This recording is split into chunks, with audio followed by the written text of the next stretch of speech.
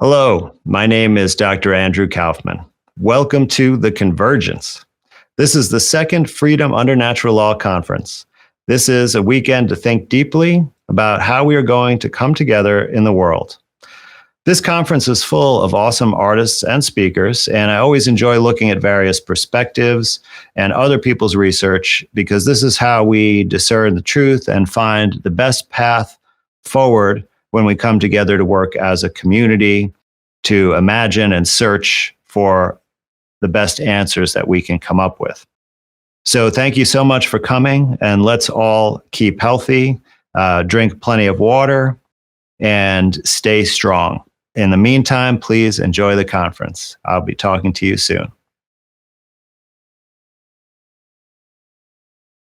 Welcome, friends, to Freedom Under Natural Law Conference. This is the second Freedom Under Natural Law Conference, and I have the honor and pleasure today to introduce to you a gentleman who I look up to, who's been a hero. I discovered the work of Andrew Kaufman about 2 years ago during the time of the COVID pandemic and the biggest hoax in history. And Andrew stepped forward as a brave individual to help try to make some sense out of it all for us. And since then, I've learned a lot about health, and I've gotten to know Andrew's work a lot closer, and I really love it. And I'm really happy that he decided to join me today to have a little discussion and to be a guest speaker for the Freedom Under Natural Law Conference. Thank you, Andrew, for joining us today. Much appreciated. Well, Chris, it's a real pleasure. It's been great getting to know you. So I'm happy to be here and support this excellent idea you have. Thank you. Awesome. So let's just start it right off. You know, what I thought it would be really great to talk to you about was sort of the three themes, the three words we came up for the theme of the Freedom Under Natural Law Conference #2, which is called convergence. You know, we're hoping to bring people together. And so what does that take? It takes unity, it takes focus, and action. And these three themes I see so much in your work and in my dealings with you and your awesome team of people working with you, and, you know, people really working together and making a difference in the world. So maybe you could start us off with a little bit the idea of unity. I'm curious to see how that strikes you in your experience and your work over the last couple years. Well, you know, I think that this is a word that often can be misconstrued, actually, out of the New Age movement, sort of saying that, we're all one, like we're all the same consciousness. But I don't think that's what you mean. What you really mean is having people come together for a common cause. And that is extremely timely at the moment because we can see that the system that we were born into, that we grew up in, is now crumbling before us. And this is becoming more and more obvious. We're being confronted with this. Even in the mainstream sources, I see evidence of acknowledgement of this system undergoing major, major change. And now the various elements that have been present but been more covert are coming into the open. And what I mean is things like surveillance and control. And these systems that have been put in place over time, including things like the various financial systems, the Federal Reserve, the banking system, the securities exchange, commodities exchange, all of those kinds of systems, as well as the healthcare system, the public schooling or compulsory schooling systems, right? All of these institutions have essentially been set up to manage, control, and, if you will, enslave the population. And now we're getting direct evidence of that as we're being entered into a digital database. They're trying to move to digitize your ID, your access to financial assets, to travel, and all of these other freedoms that are now being, called privileges, and there's this monitoring. So it's really important at this time that those of us who see the truth about how this system is progressing and realize what the consequences are for us as individuals, with our families, and in our communities, that we start coming together to develop ways of conducting our life processes outside of this system or on our own, within developing our own infrastructure for exchanging ideas, goods and services, coming together to create a common cause, to cooperate, help each other, develop ways to support and finance, growth and new institutions and buildings and infrastructure, such like that. So it's really critical, now to not to have unity of our exact ideas and all of our opinions and all of our specific values as individuals, because it's important that we preserve our individuality, because really what we're facing is this polarization or a spiritual war between two different ideas about how to live as men and women in our societies. And one of them, which is associated with this slavery and control and surveillance system that I described, is called collectivism, which states that the good of the collective, which is not specifically defined, but it's more like the masses under some direction, is more important than the welfare and the rights of any individual member of the collective. So, so called group think, versus the other side, which goes with freedom and responsibility. And what we're talking about today is individualism, where we recognize that we're each unique individuals, one of a kind in existence, that are allowed to express ourselves in unique ways and have unique opinions, but we can still cooperate and come together under the rubric of natural law for the common good and for our own individual good, right? Because even when we do acts of charity and benevolence, really they're underlying that it benefits us. There is a selfish aspect to that motivation. So individuality is not contradistinct from benefiting the community as a whole, but it's much more realistic because our motivations come from the self. And this is more consistent with our true nature, but it lends itself to a very harmonious and cooperative and collaborative type of existence. And so, of course, around the issues of healthcare and shifting the paradigm from the allopathic warfare, materialist, reductionist type of model to a return to nature and recognizing the self healing properties of the body and looking into the true causes of disease and empowering people to manage their own health, represents us coming together. So I try to identify, um, inspire, and educate people about the problems with the old way and how the new way is better, so that they can come together to learn this. And then the reliance on the old system goes away and its relevance goes away. And therefore, its ability to control us or manipulate us also goes away. And this is really why I feel that the unification of all of the freedom loving, individualist community of men and women is really a key aspect that we bring to the table at this point in time. Absolutely, and that was fantastic. The way that you talked about the importance of the individual, because all of us, hopefully watching this conference, are people who care a lot about freedom and individual expression and individual choice, which is really the key issue. And so I really love how you made that differentiation there. There is a balance. We don't want to be collectivists at all, and so, but we do want to unite too, because we need one another. So, the next section of focus, this is an area that I really look to you. I really appreciate the way you look at things. One thing that pops right into my head was when, everybody was talking about monkeypox and you came out and made this video that, you're like, let's look at this paper that we're discussing, let's take it apart. Let's look at the pieces of it. You have an excellent ability to look at details and focus. And what I feel like in the movie Terrain too, that you worked on with other people, where you really, the point you're making is, look, I don't have 100% of all the answers, but I do know some things that are not true because I've looked at them very carefully, right? And that takes a certain amount of focus to be able to focus in on what's worthwhile to be discussing in this world where there's so many distractions and there's so much being put out by the media to constantly keep us on this train of distraction. And yet you have this steady focus where you're looking at the facts and what we do know and what we don't know. And so I would really like to hear you talk a little bit about focus and the importance of that in this journey that we're taking as a community. Yeah, absolutely. And I, think this is a really important aspect of how, you approach, because obviously as individuals in our life, every day we're faced with making decisions. Now, most of those decisions are pretty easy,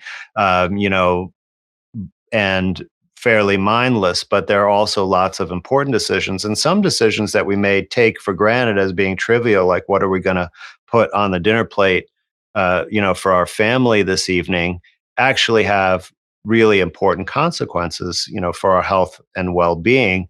But of course, in the present era, we're faced with even bigger and more important decisions. And if we look at information and study it so that we can come up with our own opinion about the best decision to make with respect to these issues that come before us, we can make informed decisions. And that will avoid all of the traps that we have gotten ourselves into over the years, where we dig ourselves a hole, and end up, in trouble. Like, for example, when we buy into what we're told about that we need to have, bigger and bigger homes and take on bigger and bigger mortgages. And then we realize that that debt that we take on controls us, because we have to keep making enough money to make those payments. And then we have no ability to take time away to develop ourselves or pursue more important things like time with your family, or coming up with a new idea, maybe developing your own enterprise. So it's of tantamount importance that you have a way that you can first, find information that's out there, and that you can assess it dispassionately. Because one of the things that, I've noticed that many people struggle with, and of course, it's a struggle for me when I try to have a open discussion with people about us, like a scientific topic or a medical topic, for example, is that people get a emotional reaction. And that, of course, prevents you from being reasonable in many, many ways. And so it's important. Now, I don't want to say that emotional aspects aren't an important part of decision making, or something to consider, but I think it's critical to separate those different aspects from the rational to the emotional. Like, for example, for me, rationally and factually, I was able to look at certain aspects of medicine, like virology, and come to the dispassionate scientific opinion that there was no evidence to support that this is a cause of disease. But then I was also faced with a consequential decision, because I was a licensed physician at that time, and practicing medicine, I'm going to be confronted with patients who have an illness that all of my peer community would say is caused by a virus. So how do I reconcile that situation from an emotional perspective? Because I'm going to feel a degree of dissonance that if, let's say, I'm expected to order a flu test for someone, and or order a medicine for the flu or something like that, which is now something that I know is not the correct explanation of the illness, and in fact could be harmful, but I'm in a situation where I'm expected to do that, and that creates a conflict for me. And then I would have an emotional response to that of some manner, and it would influence my decision. But I have to, of course, confront those issues as well. But when I looked at the science and tried to use logic and reason to get at the bottom of the issue, that was kind of almost the easy part. But it's a necessary part that we all need to do. And it's really not that difficult a skill to develop, because it really starts with one thing, which is skepticism. And if you've heard me talk about this before, I always mention the article from Professor Ioannidis at Stanford, who reported that more than 50% of all published scientific research papers, the findings are actually false. The conclusions are false. So that means that either they didn't do an experiment that could make that determination, or they misinterpreted the results, or they lied or faked data, right? And all of these things have happened in individual situations, and they've been uncovered. But if more than half of all the papers that you read are going to have false findings, then you have to have a high degree of skepticism when you look at a scientific paper. And in order to do that, you can't just read the title or even just the abstract and say that, okay, that's the truth. Now that's been scientifically proven. You have to go and read the details, the experiment. So now you might be saying that, okay, you have no intention of looking at scientific articles. Maybe that's too much for you. You feel illiterate in that respect, and instead you might rely on folks like me, and Tom Cowan and Mike Stone and Mike Donio to look at some of these issues for you. Now, that can be okay as long as you use the same level of judgment when we explain things that you would if you were reading the source material yourself. And occasionally you should try to fact check us and go to the source material that we reference and see, are we reporting it accurately? And that is a good test of, how can you trust someone else's opinion? And you should look at opposing opinions too, and compare and contrast for yourself to see which information you find to be more credible. But you can apply this to situations that, are more closer to your day-to-day living, the same kind of principles. Like, let's say that you're shopping for a big ticket item. For example, like an air conditioning system for your home, or a automobile, things like that. So you can also apply the same thing, type of analysis there, where you find, relatively unbiased information about the thing that you're looking into, to make sure, okay, other people who had this, did they break down all the time, or did they have, good reliability? And of course, you should especially be skeptical and research this whenever the government approaches you with any kind of new policy. So if they make some kind of new rules or decrees that restrict your freedoms, that's a time to be extremely skeptical, to say, okay, let me look at what is the underlying reasoning for that. Is it justified? Is it real? And if we just do what we're really trained to do from the compulsory schooling system, which is defer all of our agency and authority to central authority figures, designated experts from the government, from a university, or government officials directly, and simply accept what they say, as the truth and as a well-reasoned scientific opinion, we're going to be led out of stray almost every time. And I think this is the way that the systems have been set up to get us to simply defer our own thinking ability, our own critical thinking, our own skepticism to those authority figures. And you don't know really what their interests are. Same thing with me. You could criticize me and say I put out my opinions, to make a living or to get wealthy or something like that. Although I'm certainly not being paid for this appearance, just so you know, I do actually quite a lot of work completely for free.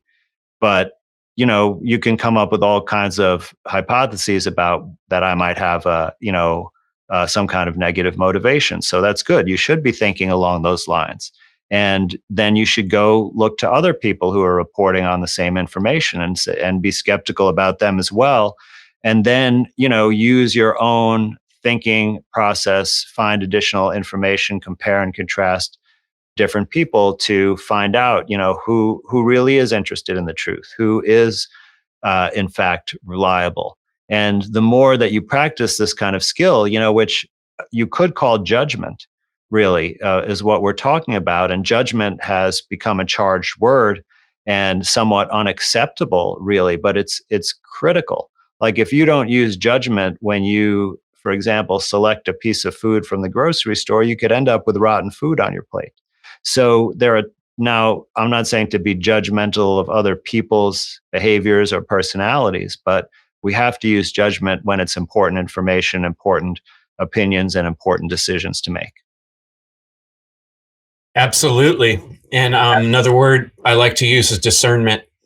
We need to, you know, um, really use our own inner compass and our own conscious self, as well as like you're saying, the logical. I really appreciate that.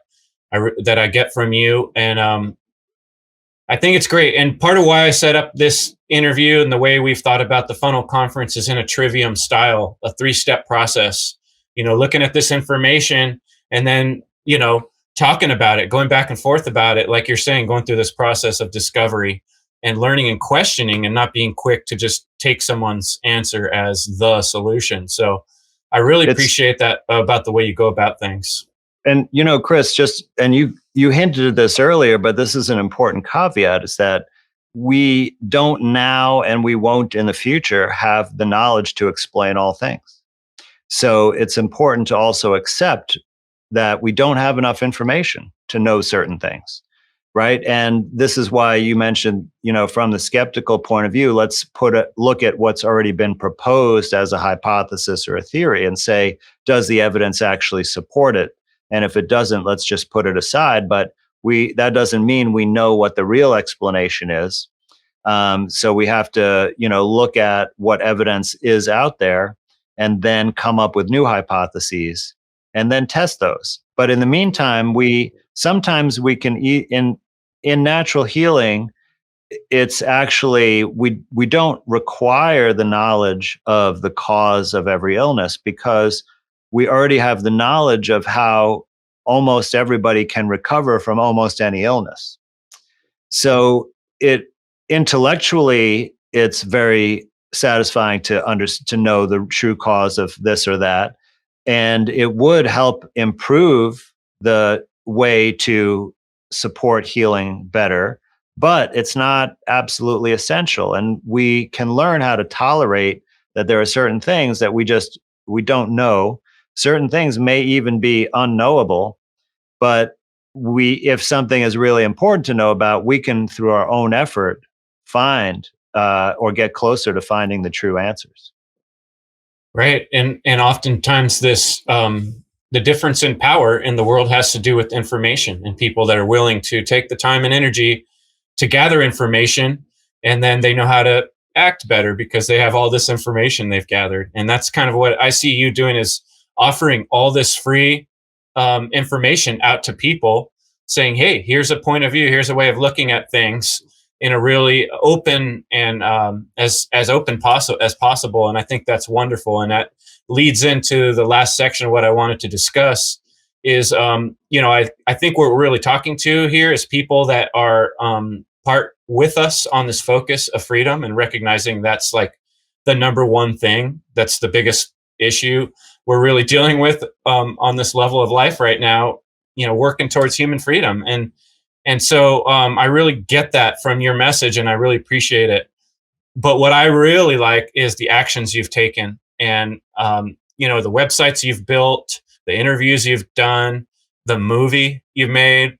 There's just so many things you've done. So maybe in this last section, you can talk about some of the things you've put out in the world and some of your work that's helping people in their health. Because people like myself that are working on trying to be freedom activists or truth speakers, they got to keep themselves healthy enough to be able to do this work, and healthy enough to pay their bills and get up every day and do all the stuff they got to do, and then have extra energy at the end of the day to try to talk about freedom and help their fellow human being. So really, we're speaking here to people that kind of get the problem. What is the action they take from here on out? How do they keep themselves healthy? And what are the actions you've taken? Well, of course, there are the kind of big three first principles. And, you can look at the Maslow hierarchy, if you like, as an analogy. But, health, wealth, and family, really, so that you have a community of loved ones around you, that you have the resources to provide for them, and then you have the health to continue to keep that going and enjoy it. And those are certainly paramount. And I like how you shift into action here, because talk is cheap. And really, in order to bring about any change whatsoever, there needs to be action. Now, of course, every action starts as an idea or a thought, and you may communicate that before you bring it about through the actual act itself. But this is the key thing. And everyone is capable of doing this. Like everyone has their own unique skill, talent, contribution, whatever it is to bring to the world. And even if it's something that might appear mundane, many mundane roles are actually necessary for the common good and are still as valuable as other roles that you might consider more desirable on some level. So it's important for you to go through a process of self-discovery and experience. And I don't mean to delay your action by sitting around until you know the exact right way for you to take action, but as you go, be willing to be flexible and learn about yourself and see where you can, you know, enjoy your contributing the most and bring the most valuable contribution. So for me, I realized, kind of years ago that my natural um, instinct and talent is really to be an educator. I don't want to say a teacher because I want to separate it from school. My thing is to convey new information to people who haven't heard that before and help them, perhaps learn a new skill. And I did this when I was in the mainstream medical system, of course. And actually, what I taught was not the was material that I still feel good about. Like I taught how to interview psychiatric patients, for example, how to relate to them, how to validate them. I taught things about psychotherapy, and then I taught about law. So, I wasn't teaching about using pharmaceuticals or, things that I always really felt uncomfortable with, but now I know are truly harmful and evil.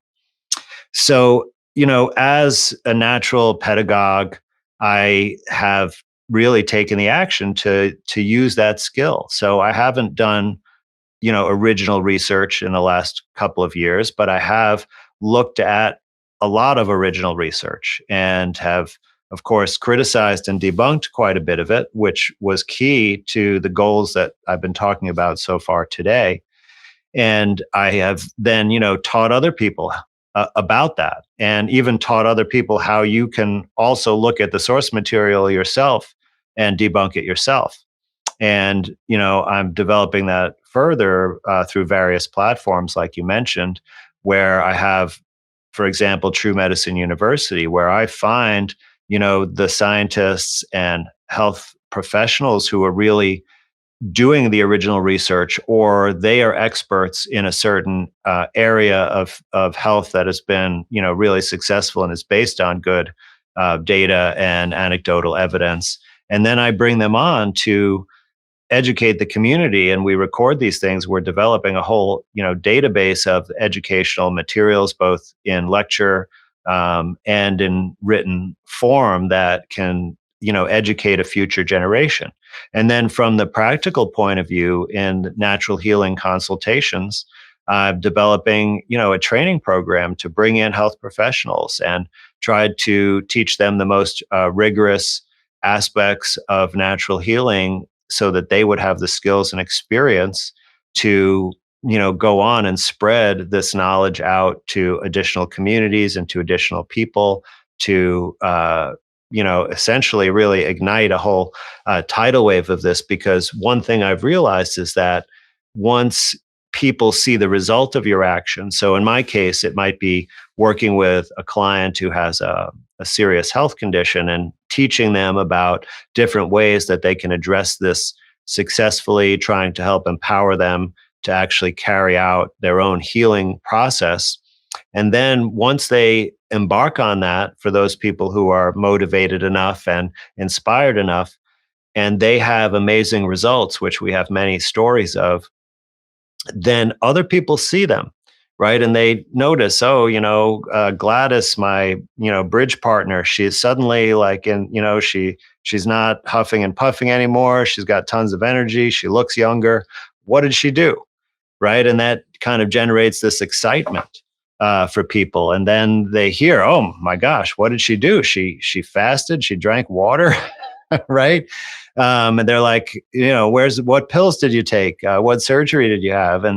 And once there's an excitement that they see that there's this other way, and they're inspired by this person's, actions of improving their health, that's how this kind of information can spread. So it starts with you having the inspiration, then taking the action, then that has consequences and results of in a positive ways for other people. Then they communicate that and it spreads all of this, benevolence around. And that's what's going to excite people and bring them back to unite further into this cause to support freedom and these much better ways of living that are more natural to our nature as men and women. Thanks so much for doing this interview with me and sharing your wisdom and speaking from your heart and doing this for free because you care. I really appreciate that, and I'm sure our listeners do. Thanks much. Listen, I have to say that, I really have so much gratitude, and I feel honored on a day-to-day basis that people would take the time to listen to the things that I have to say. And, I hope that they realize the benefit of looking at the world through these types of lenses, which are much more truthful and natural. And, it just brings much, much joy when I see people coming together and excited about, discovering things for themselves.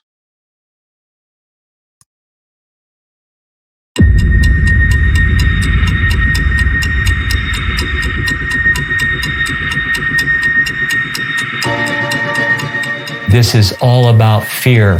And if people were not afraid, you would see this disappear literally overnight.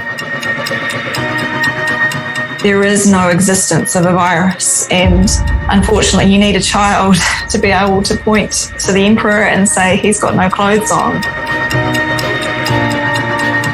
Once we can understand that it's a model that is bankrupt, that's built on fraud and misinterpretation, then we can liberate ourselves from it and move towards something much more truthful.